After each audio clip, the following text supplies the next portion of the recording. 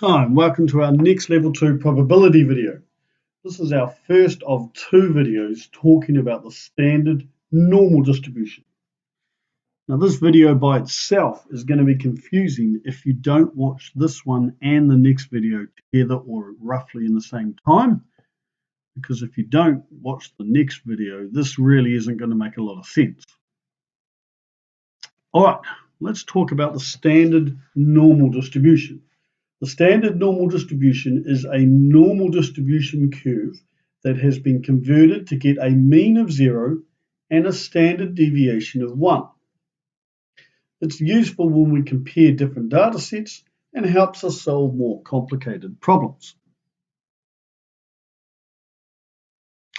This is what we call a standard normal distribution table. And if you don't have a graphics calculator, or imagine 20, 30, 40 years ago when mathematicians didn't have graphics calculators, these were the tables we used to solve normal distribution problems. Right, we're going to go through some examples and show you how to use these tables. So let's start off with example 1. Let's look at z is equal to 1.3.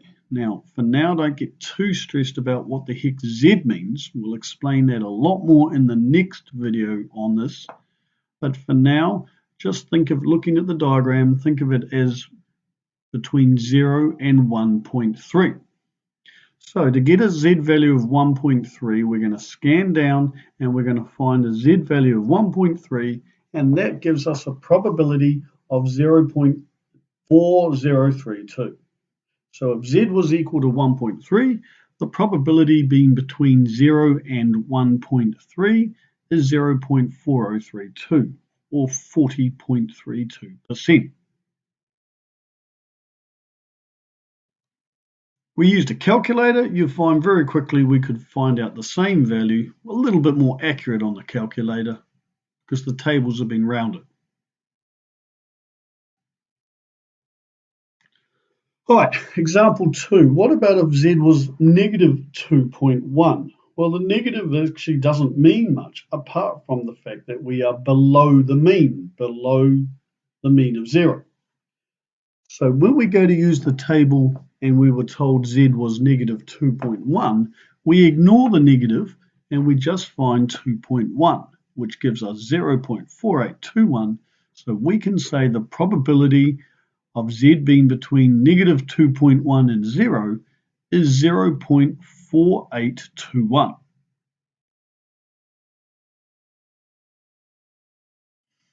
Right, what if z was 0.63? Well, the same thing that we've done before. We need to find 0.63 on the table. Well, here is where z is 0.6, and we move across to when we get to the 0.03. And that gives us a probability of 0.2357. So we can say the probability that z is between 0 and 0.63 is 0.2357.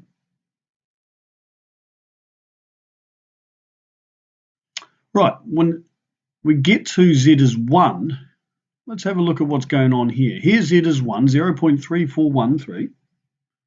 So if I was to take 1 and negative 1 and work out what's the probability z is between negative 1 and positive 1, we're going to double 0.3413, and we're going to get twice as much, which gives us 0.6826.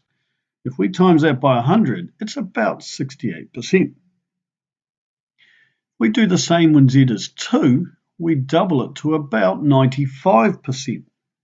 And if we did that again for z is 3, we've got very close to 99, almost 100%. So these are some very common numbers you should remember just as a guideline that when z is 1, we have about 68% of the data. When z is 2, we cover about 95% of the data. And when z is 3, we cover 99% of the data. All right, it's important you go on and watch the next video and learn what we use these for.